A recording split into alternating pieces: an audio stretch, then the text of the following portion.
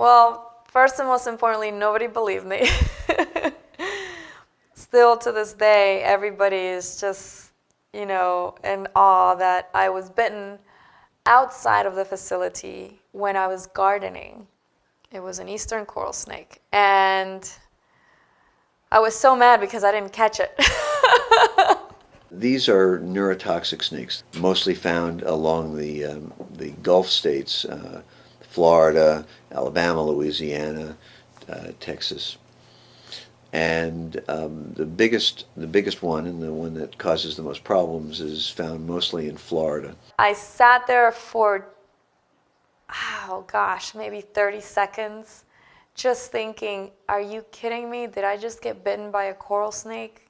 And then, of course, I dropped all the weeds on the floor and I squeezed my finger, and sure enough, I had two very beautiful puncture marks. This particular snake does very little locally. Its venom doesn't have a lot of digestive enzymes or tissue injury. Maybe only less than half of the cases where they envenomate, do you actually see swelling at the bite site. So the majority, you see nothing except a couple of puncture marks there. Then I called Carl and I said, look, I think I just got bitten by a coral snake. And I remember him saying, what do you mean you think you just got bitten by a coral snake? That doesn't happen. Coral snakes are very tough to hang on to. Very tough snake to hang on to. And he pulled back just enough, and I felt something on my finger, and I looked at a little drop of blood. I thought, I wonder if he even bit me. And because there are few, if any, local signs of envenomation, we watch these patients for 24 hours. No symptoms manifest themselves right away. You don't have the pain that you get with a pit viper bite, or you don't have the confusion or the lethargy that you're going to see with a big cobra bite or something. The bite site didn't hurt. I felt great. I felt like I could have gone home and had lunch.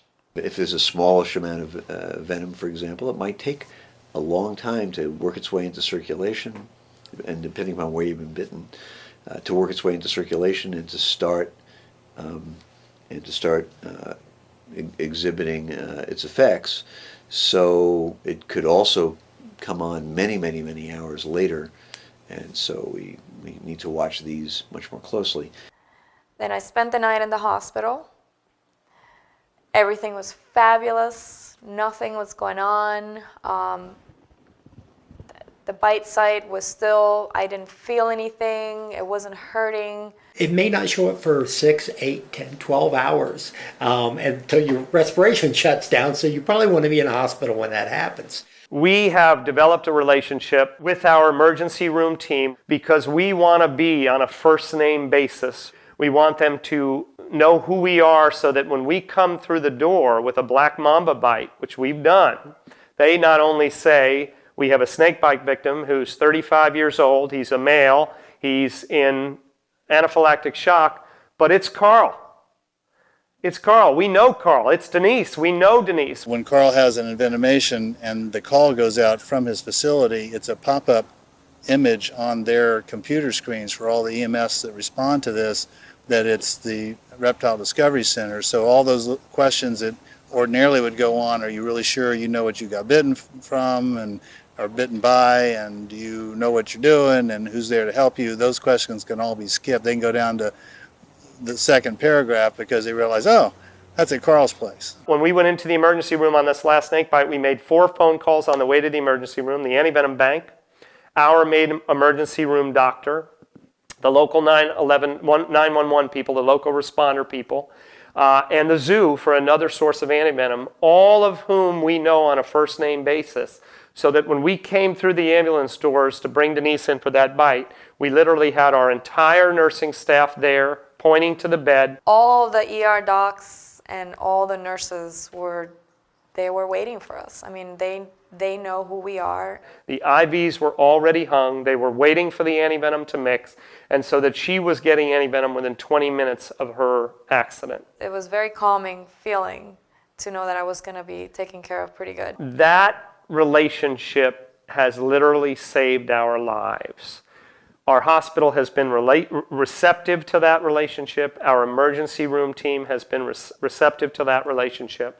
And we feel that fostering that relationship with your hospital or medical team ahead of time can be both limb and life-saving. It is something we are so proud of, and it is something we value to such an extent that we feel we have provided a model that anybody working with the kinds of animals that we're working with should strive to achieve. 5 hours into the snake bite, I started having trouble breathing. I was actually on the phone with Carl when it started happening. I couldn't catch my breath, my chest felt really heavy. As the venom gets into circulation and as it starts to paralyze the muscles, it tends to start with the small muscles in the face, so you start getting double vision because you can't make your eyes focus, and you start having trouble swallowing, and then the paralysis progresses down to the respiratory muscles, and you can stop breathing. Just as precautionary, we decided to keep me overnight and give me 3 vials of antivenom. From the time that you start to see some neurologic effects, you may progress from that to complete paralysis in maybe 30 to 60 minutes. I was released at 5:30 that afternoon, went home, we went out to eat with my friends. I finished my entire dinner, and then I got up to go to the bathroom because I just wasn't feeling good. And immediately when I went into the bathroom, I puked my dinner. I vomited my dinner, and it was covered in blood. So I try not to panic. So I walked out and I said to my friends, you know what? We need to go home. I'm tired. I probably should go home now. So we all got in the car. I remember on the way to the house, I had looked down at my hand and it was already beginning to swell. And you couldn't even see the wrinkles in my on the top of my hand.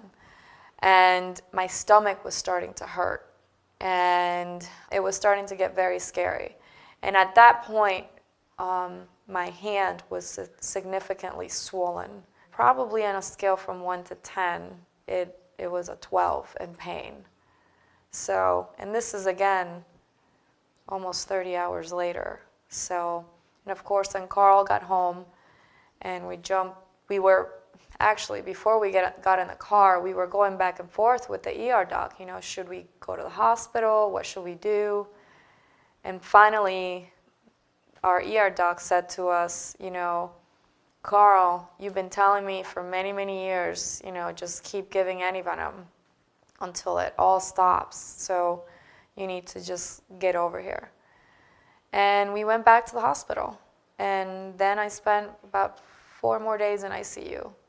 We have had mamba bites, cobra bites, rattlesnake bites, copperhead bites, cottonmouth bites, lancehead bites, coral snake bites, all with tremendous outcomes, largely because of early and adequate treatment, typically receiving antivenom within a half hour of the accident and typically receiving lots of it. That is why bridging that gap ahead of an accident is so important to not only a professional facility, but to a private keeper maintaining exotic venomous reptiles.